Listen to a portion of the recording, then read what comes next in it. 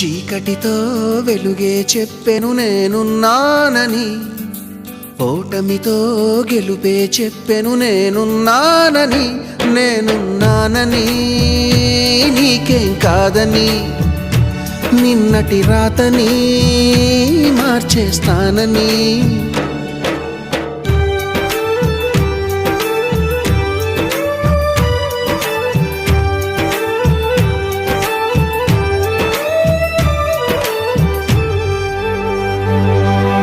తగిలే రాళ్ళని పునాది చేసి ఎదగాలని, తరిమే వాళ్ళని హితులుగా తలచి ముందుకెళ్ళాలని.